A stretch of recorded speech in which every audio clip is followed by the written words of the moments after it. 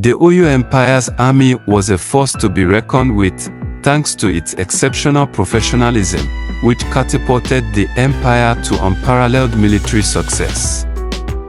Several key factors contributed to this triumph, including its cavalry superiority, which gave the empire a significant edge over its enemies. The empire's leaders also demonstrated courageous leadership, making bold decisions that secured victories and expanded the empire's territories. The empire's strategic geographic location was another crucial factor, facilitating easier farming and population growth. Situated beyond the forest borders, the empire had access to fertile land for agriculture, which supported a steady population growth. This, in turn, enabled the consistent mobilization of large forces, making the empire a formidable power in the region. At the heart of Oyo's military success was its embedded military culture, which emphasized victory at all costs. This culture was defined by an unyielding commitment to victory, where defeat was unacceptable and punishable by suicide. The empire's generals were driven by a do-or-die mentality, which motivated them to fight relentlessly and conquer new territories. The combination of these factors enabled the Oyo Empire to dominate the region, leaving a lasting legacy in West African history. The Oyo Empire stood out among Yoruba states for its strategic adoption of cavalry, expertly leveraging its northern savanna territory to gain a military advantage. Although the origins of Oyo's cavalry remain uncertain, neighboring regions like Nupe, Bogo, and Hausa also employed horsemen, hinting at a shared historical influence. Several factors contributed to Oyo's cavalry success. Its northern location facilitated horse breeding and maintenance, while access to horse trade routes enabled the empire to purchase quality horses from neighboring regions. Additionally, metropolitan Oyo was partially spared from the tsetse fly, allowing the empire to sustain its cavalry. Oyo's cavalry composition and tactics evolved over time. Initially, 16th and 17th century expeditions relied entirely on cavalry, excelling at swift raids but struggling to maintain horsemen in southern regions. Despite these limitations, Oyo's cavalry scale was exceptional, amassing up to 100,000 horsemen that inspired widespread fear. The cavalry was organized into light and heavy divisions.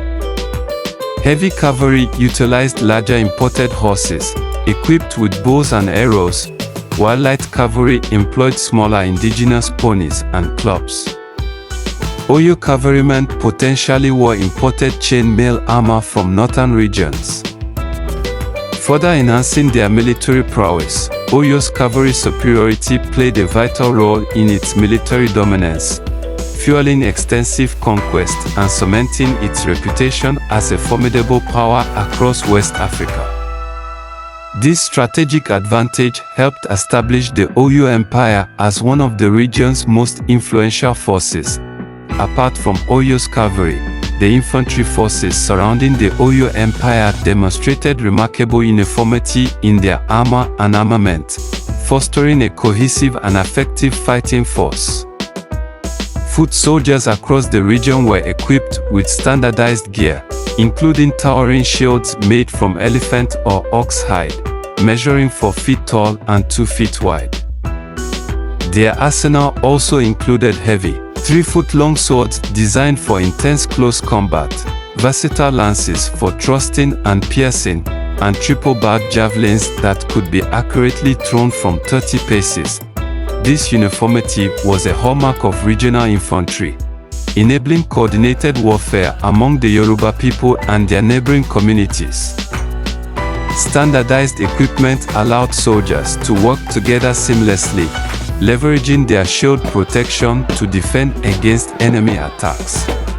The large, durable shields provided a protective barrier, while heavy swords optimized for hand-to-hand fighting ensured soldiers were well equipped for intense battles. Additionally, the triple-barbed javelins enabled soldiers to engage enemies at a distance with precision. The infantry's consistency in armor and armament played a pivotal role in the Oyo Empire's military success. Well-coordinated campaigns and strategic expansions were made possible by the standardized equipment, allowing the empire to project its power effectively. This uniformity helped establish the Oyo Empire as a dominant force in the region, facilitating its growth and influence. The standardized weaponry and armor also reflected the empire's organizational sophistication and attention to detail. By outfitting its soldiers with consistent gear, the Oyo Empire ensured that its infantry forces were formidable, disciplined, and effective in battle. This military cohesion contributed significantly to the empire's enduring legacy as a powerful and influential force in West African history.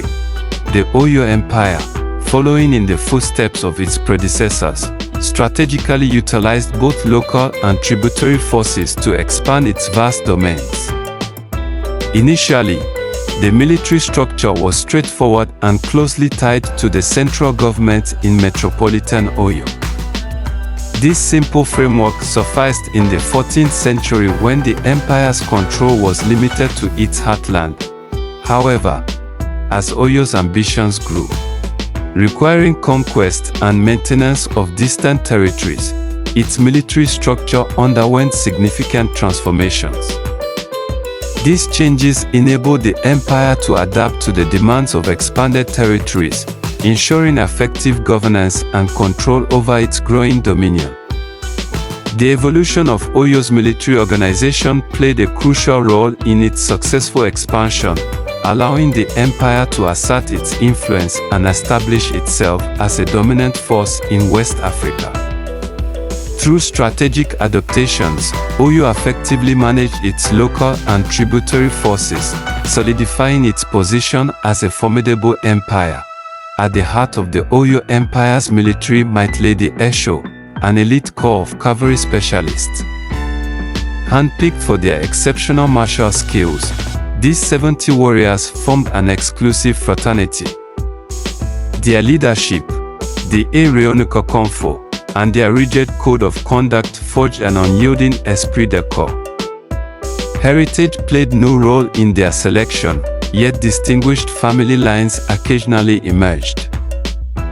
The Esho's unwavering commitment to honor and valor earned them legendary status, underscoring the Oyo Empire's reputation for military excellence and strategic dominance.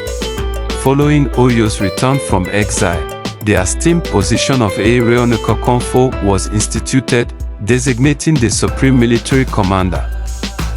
Strategically stationed in a critical frontier province, this powerful leader served as both a vigilant sentinel, monitoring potential threats, and a symbol of imperial authority, prevented from posing a threat to the throne.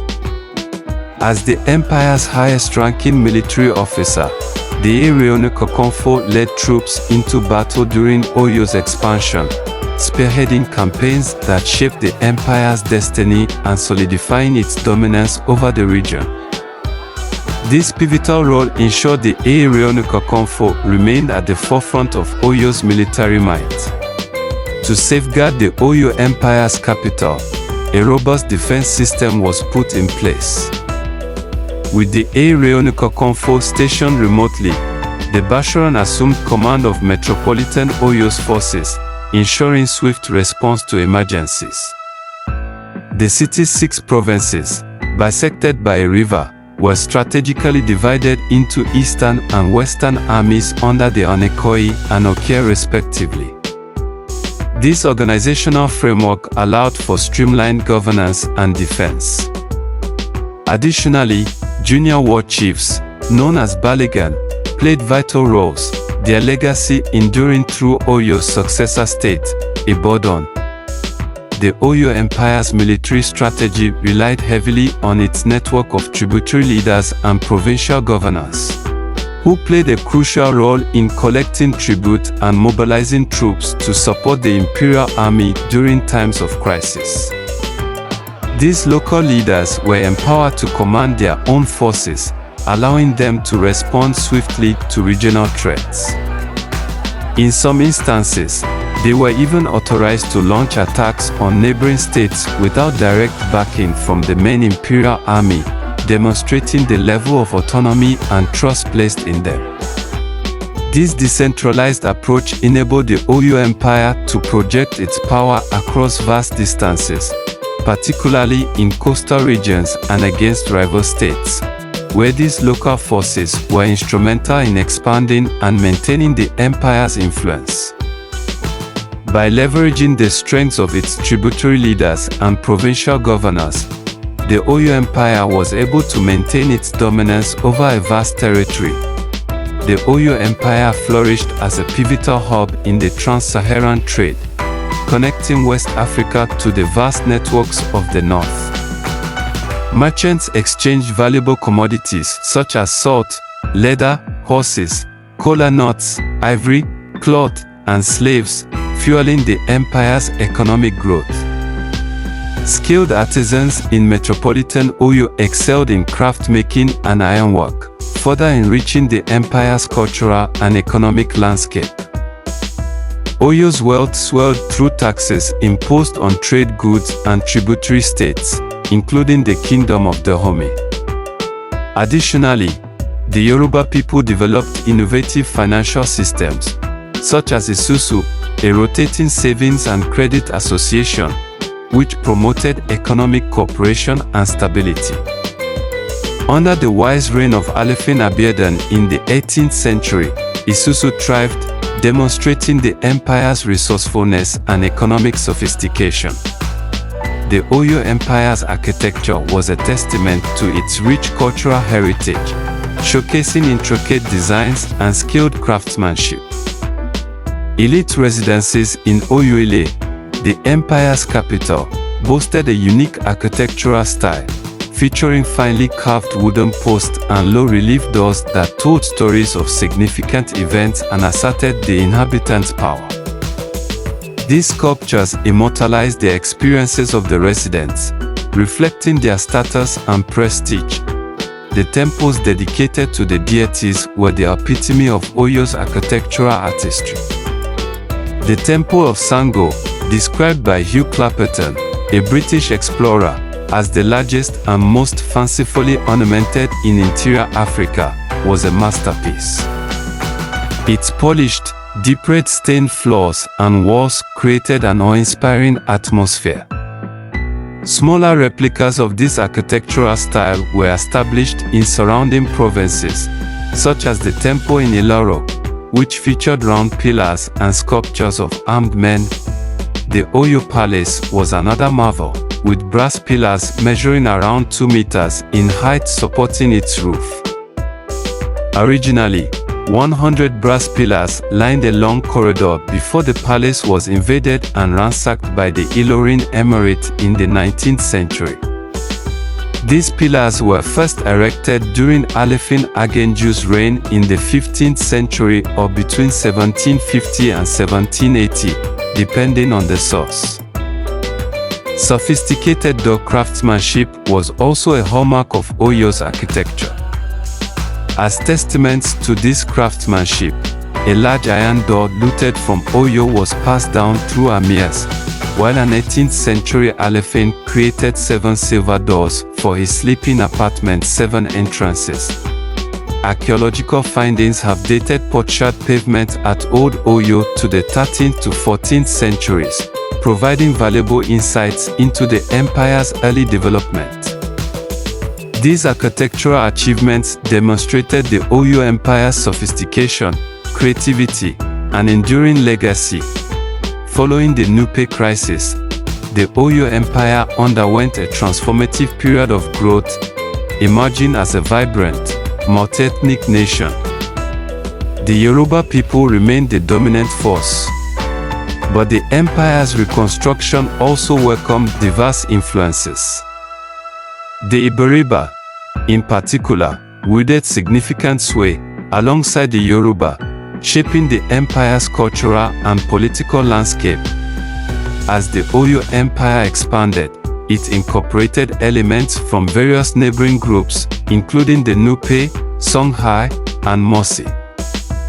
This blending of cultures left an indelible mark on the Oyo identity. Physical evidence of this integration can be seen in the facial scarification patterns adopted by the Oyo population, reflecting the influence of Iberiba, Songhai, and Mosi traditions. Post-1570, the Oyo Empire's multicultural character became a defining feature. The fusion of Yoruba, Iberiba, Nupe, Songhai, and Mosi heritage created a unique and dynamic society. This diversity enriched the empire's social fabric, fostering an environment where diverse groups coexisted and contributed to the Oyo's resurgence as a dominant power in West Africa. The empire's rebuilt identity was a testament to the strength and resilience of its people.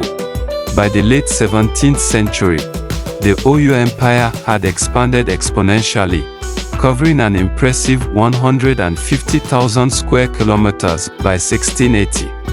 This vast territory reached its zenith in the 18th century, becoming one of West Africa's most formidable powers.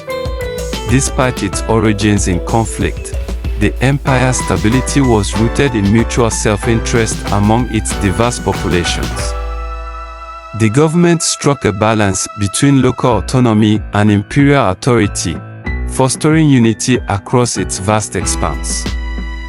Unlike other savanna empires, Oyo's cultural identity remained distinct, drawing heavily from its Ife heritage rather than Islamic influences. However, Islamic presence was not entirely absent. Muslim officials were integrated into Metropolitan Oyo's administration, and Arabic literate individuals were documented by French traders in 1787. By the 19th century, Muslim communities had established themselves in various towns throughout the empire, contributing to Oyo's cultural tapestry. This blend of indigenous and external influences allowed the Oyo Empire to maintain its unique character while adapting to the complexities of its expanding territory. As a result, Oyo emerged as a remarkable example of African statecraft, showcasing the resilience and diversity of West African societies. As everything that goes up must come down, the Oyo Empire's downfall began as early as 1754, sparked by dynastic power struggles and palace coups orchestrated by Prime Minister Goho. Seeking absolute control, Goho conspired with the Oyo Messi and Ogboni to force 4 successive Alefins into ritual suicide after presenting them with symbolic parrot's eggs. This brutal power play led to brief, tumultuous reigns. Alefin Awambioju lasted only 130 days, while Alefin Labisi's tenure was a mere 17 days. The empire's stability was severely compromised, and its foundations began to crumble. Goho's reign of terror ended in 1774 when Alefin Abiedel, the 5th ruler he served, discovered his treachery and executed him. However, the damage had already been done, and the empire's weaknesses were exposed. Abiodun's own reign was marked by costly military campaigns against Bogu in 1783 and Nupe in 1789. The empire suffered significant losses, including more than 11 generals and their men, respectively. These defeats weakened Oyo's military prowess and diminished its influence. Tragically, Abiodun's life was cut short by his own son, Awole, who assassinated his father and seized the throne. However, Awole's reign was short-lived, as he soon clashed with Afonja, the powerful Ereona Kokonfo of Ilorin. The seeds of Ilorin's secession from the Oyo Empire were sown in 1793. Ereona Kokonfo Afonja, head of the Ilorin war camp, defied Alefin Awole's orders to attack Iwe-Ile, the maternal home of Alefin Abi Oden, due to a sacred oath and fear of curse. Further tension arose in 1795 when Awole commanded Afonja to sack Apomo, a market town under Ife's protection. Afonja's compliance with the latter order came at a steep price. Upon returning from the campaign, he marched on Oyo-Ile, demanding Awole's abdication. Awole eventually took his own life, plunging the empire into chaos. The ensuing power struggle saw numerous contenders vie for the throne, with some reigning for mere months. A nearly 20-year lapse ensued, allowing powerful military commanders like Odegon and Solokberu, and Fulani leader Shehu Alimi, to rise to prominence. As central authority crumbled, Afonja seized the opportunity to secede Ilorin from Oyo in 1817, aided by Oyo's Muslim population. However, his reign was short-lived. Afonja was killed by his allies, Alimi and Solokberu, who was also killed by Alimi's son in 1823, and Ilorin became part of the Sokoto Caliphate. By 1825, Captain Hugh Clapperton, a British explorer, witnessed the empire's decline firsthand. He noted burned villages, a shortage of horses, and a once mighty cavalry force in disarray. The empire's soldiers were largely stationed at Ilorin, now under Afonja's successors. Alefin Majotu pleaded for English and Benin's aid against Ilorin's rebellion. However, Ilorin's aggression only intensified, culminating in the destruction of Oyo-Ile in 1835. As the Oyo Empire crumbled under the weight of internal power struggles, its vassal states seized the opportunity to assert their independence. The Egba, led by the fearless war chief Leshobi, made a bold move, massacring the Ilari forces stationed within their territory and subsequently repelling an Oyo retaliatory expedition sent to quell the uprising. This decisive victory marked a significant turning point, as the Egba broke free from Oyo's dominance, joining the growing ranks of territories, shaking off imperial control amidst the empire's debilitating decline. In 1823, the Homi, led by King Gizo, launched surprise raids on villages under Oyo's protection, prompting the Oyo Empire to demand a hefty tribute as reparation. Gizo responded by sending his trusted Brazilian representative, Chocho Francisco Felix de Souza, to negotiate peace with the Alefin at Oyo. However, talks collapsed, and Oyo launched a retaliatory attack on the Homi. The outcome was catastrophic for Oyo, as its army suffered a crushing defeat, relinquishing its long-held dominance over the Homi. Embracing its newfound independence, the Homi began exploiting the vulnerable corridor, raiding and expanding its territory. Following the devastating destruction of Oyo-Ile, the empire's capital was relocated to Agodoya, further south. In a strategic bid to safeguard the remaining territories, Oba Ateba entrusted Ibadan, a formidable Yoruba war camp established by Oyo commanders in 1830, with the critical task of shielding the new capital from Ilorin's relentless attacks from the north and northeast.